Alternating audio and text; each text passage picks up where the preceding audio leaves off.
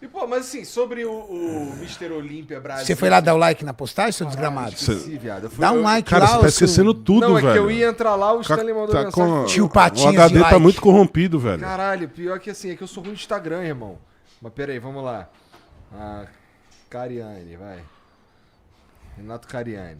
Olha Aí lá. é ele todo erótico ali. Tá, minha Ó. apresentação tá com 4 milhões de visualização aí, velho. Cadê? Tá aqui, já achei. Erotizando.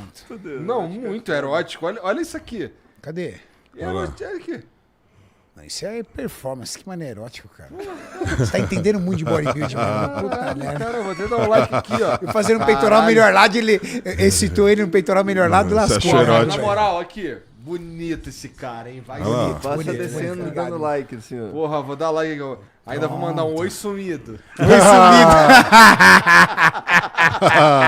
Olha, essa daqui eu fiquei de bobeira. Não, essa foi top. Essa foi Essa daqui foi foda, cara. Ô, Imagina nessa você hora com aí, 46 ô, anos assim, Igor. Ô, Igor, nessa hora foi top, sabe por quê, irmão? Porque, cara, tanto o Júlio quanto eu, como muito o carinho Felipe da galera Franco, ali, viu? muita gente foi ali assistir a gente, cara. Porque é uma galera que acompanha a gente há muito tempo. Pô, o Júlio tá há muitos anos no YouTube, o Fê tá há muito tempo no YouTube. Essas pessoas já tiveram a oportunidade de ver vocês No competindo? palco juntos, nunca. Olha que foda. Nunca. Nunca. O Felipe não E em competia com campeonatos você nunca distintos. teve. Quando eu tava competindo, o Júlio não tava. Quando o Júlio tava, eu não tava. E o Fê também. Até porque eram categorias diferentes. Eu era Class Physique, o Júlio Bodybuilder Open e o Felipe Franco Men's Physique. Minha última competição foi em 2014 no Brasil. Olha aí. A sua foi quando? 2020. Essa é a primeira vez que tu compete depois que tu ficou fudido, né? Depois que eu virei profissional e depois Não, que eu não, tive não. a Covid. É, depois que tu ficou... Aham. Então foi muito legal, irmão, assim, de verdade. Foi muito legal a energia da galera. Pô, tinha 20 mil pessoas lá dentro, cara. E a feira mudou o foco, né? Porque a feira, geralmente, as pessoas vão pra ver a feira e aproveitam e veem um campeonato. Lá as pessoas foram pra ver o campeonato e aproveitaram pra visitar a feira. Entendi. Então, isso era muito diferente, e isso era muito nítido. Onde foi? Hã? Onde foi o evento? O evento chama Pro Magno, em São Paulo. Mas, vou te falar, o local não comportava. Eu acho que os organizadores do evento não imaginavam a proporção do número de pessoas que assistiriam. Tanto que falam em 10 mil pessoas do lado de fora, Porra! que deixaram de entrar. E pessoas que, inclusive, compraram o ingresso e não conseguiram entrar. Porque o local tomou inteiro e assim, tomou numa proporção que as pessoas não conseguiam ver o palco, viam pelos telões. Então, eu, por exemplo, estava lá no palco, o Júlio estava no palco, mas o Juan, por exemplo, que é o nosso cinegrafista que está aqui, que estava de fora, ele viu, assim. Era uma loucura.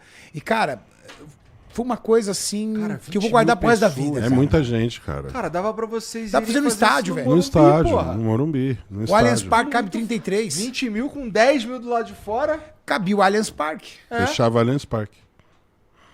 Porra, legal, hein? Já tá em plano de um outro aqui no Brasil? Eu acho que a próxima competição nessa expressividade é o Arnold Classic 2022, Em abril. que é em meados de abril. Primeira ou segunda semana de abril, geralmente. Mas, a gente vai dar um spoiler aqui. Quem sabe, ano que vem, não tem Júlio Balestrin versus Renato Cariani a revanche. Exato. Porque dentro da brincadeira ali, do desafio, brincadeira não, do desafio, o Júlio foi o vencedor. Havia um desafio entre eu, o Júlio e o Felipe Franco, de quem ia conseguir chegar à frente.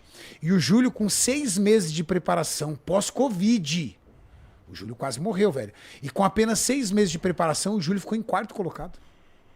No meio dos menininhos, hein? E vou te falar, só vi, não porra. ficou numa colocação melhor Eu fui por conta machucado. de, nas 2 últimas semanas, uma lesão no ombro que impedia ele de encaixar as poses bem, né, Julião? Se não, o nível de definição, o nível de definição do muscular do Júlio, definição muscular, era o mais hardcore entre todos os Não, eu atletas. tava vendo e tava impressionado, assim. Especialmente porque pra ficar nas posezinhas lá, parece que tem uns macetes, tipo, bota o dedinho aqui pra fazer um bagulho, puxa pra cá, puxa pra lá. Ó, não sei o quê, pá. leva jeito, hein, cara? Posição. Aí eu, caralho, tem músculo ali que eu nem sabia que tava no corpo humano, cara. Pode crer.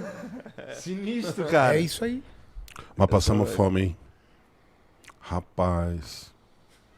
Pensa num cabra que sentiu fome. É. Eu e o Renato, a gente se via, a gente só falava de comida, velho. E Mas, sim, mas o Júlio sofreu mais. sem comer geral, Tipo, não pode comer porra nenhuma. Não, uma restrição, né? Então, você Uma tem restrição brutal, né? uma restrição brutal. Você tem as quantidades de proteína e carboidrato, mas elas são baixas. Só pra ficar vivo. Exato. Quanto é que chega o percentual de gordura em cima do palco? Cara, é assim, eu nunca fiz uma medida exata, Tá. mas eu acredito que o Júlio estava no limite de um ser humano. O limite de um ser humano, por alguns estudos, é entre 3 a 4%. É muito interessante porque a galera acredita muito em bioimpedância, né? Sim. E aí o cara fica sequinho, olha a bioimpedância, nossa, eu tô com 3% de gordura. Cara, você não sabe o que é 3% de gordura, velho. Não tá vivo com isso. Não, você não tá com 3% de gordura. A bioimpedância, ela é muito estimativa e ela não tem uma precisão. 3% de gordura é um limite da vida. Você precisa de ter um mínimo de percentual de gordura na pele, no músculo, no interstício, entre os órgãos, não tem como. O Júlio chegou no limite que um ser humano consegue chegar, cara. Eu vi poucos atletas no mundo chegar no nível de definição que o Júlio chegou. Ele não tinha mais gordura nenhuma na face. O Júlio mastigava, a face dele marcava inteira, assim, estriava. A pele colou na estrutura óssea que faz parte dos seios da face. O que chamou muito minha atenção, assim, eu acho que eu vi isso mais no Júlio mesmo. Que, cara, você tava extremamente abatido, com a cara de abatido, fudido. A gente chama cara de caveira. O Renato chega chamando a galera, não sei o quê. Eu acho que a vibe do Renato talvez não transparecesse tanto estar fudido. Mas você, eu olhava assim, caralho, o cara tá fudido, mano. É o estágio. Caveirão, É o estágio. No dia antes que nós fomos pesar lá, na hora de descer do palco, o Renato me ajudou. Eu tava praticamente caindo de fraqueza. Ficar sem beber água, ficar sem comer por muitas horas para conseguir bater o peso. Aham. Então, assim, é um peso por categoria. Então, a regra é clara. Você tem que bater aquele peso E foda-se. dentro daquela altura que é o que você tem. Então, dentro da altura que eu possuía naquele dia, porque também isso varia, eu podia pesar 104 quilos. E eu cheguei com 103,9. Caralho. Cheguei ali no limite. E no dia, pra você ter uma ideia, eu acordei com 107. Entendi. E Você vai quanto tempo urinando. fica fudido mesmo, assim? Tipo, Ó, assim, se falar a verdade pra você, a competição em si não é o suficiente pra você repor, né? Então, depois que você faz a competição, é que aí que você relaxa e você começa realmente uma reposição. Eu fiquei bom 3 dias depois. Eu dormi muito e comi bastante pra ficar bom. Aí come a culha ou come com cuidado também? Você tem que comer com cuidado, porque eu, por exemplo, não tinha digestão boa. Então, se eu comia muito, eu passava mal. O estômago ficava muito inchado. Aham. Justamente porque você acostumou muito tempo sem comida e só com comida limpa. Então, qualquer comida fora do protocolo causa inchaço, causa gases, má digestão. Mas aí esse retorno é feito com comida limpa também. Não, ele é gradativo. Você come comida suja, mas você paga o preço. Ficam muitos gases e com o abdômen inchado. Então, o que você vai fazendo? Você vai revezando entre comidas fora da dieta, que é para agradar seu paladar, e comida dentro da dieta, que é para te alimentar e manter você com um abdômen mais administrado, no caso. Vai muito do atleta aí. Vai muito disso. Porque o que acontece? Quando termina com a competição, é como se tirasse 50 toneladas das costas do atleta. Ó, a gente não vê a hora de acabar, bicho. E assim, tá? A gente tem um atleta que você já entrevistou aqui, que é o maior atleta da história do Brasil. Ele se chama Eduardo Correia. Você já teve a oportunidade de competir? Esse é fudido mesmo. Esse é o cara. Ele Esse é o cara. Ele é o cara. É o cara que inspira todos nós. O Eduardo Correia diz uma coisa que é muito legal. Ele fala que seu estado de humor e a sua condição mental, ela é inversamente proporcional à sua condição física. Quanto mais debilitado e mal-humorado você estiver, melhor está o seu físico. Por quê? Porque você está levando o seu extremo do extremo do extremo. Quando termina a competição, existem 3 coisas que você está carregando. Primeiro, todo esse estresse físico que você submete.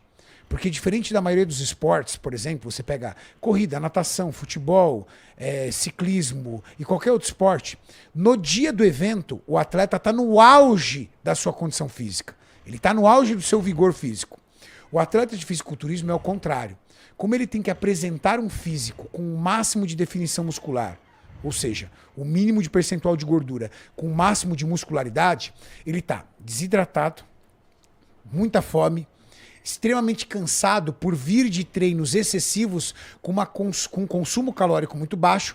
Então, podemos dizer que o atleta, no dia do palco, ele está na sua situação mais extrema. Mais é o inverso. crítica. Então, quando termina uma competição, ele sai disso. A pressão da competição. Principalmente a gente, figura pública. São milhões de pessoas acompanhando e esperando que a gente entregue o melhor físico. Não, mas vou te falar que vocês representaram demais, cara. Representaram Porra, demais. Obrigado. parabéns de verdade. Eu fiquei chocado. Fiquei, caralho. Não, e assim, Porra, sinceramente, a gente deu trabalho pros meninos, hein? Muito. Deu trabalho pros meninos. Deixamos um monte pra trás aí. Tá certo, cara. Deixaram mesmo, né? Eram 16 atletas. 16 atletas, cara.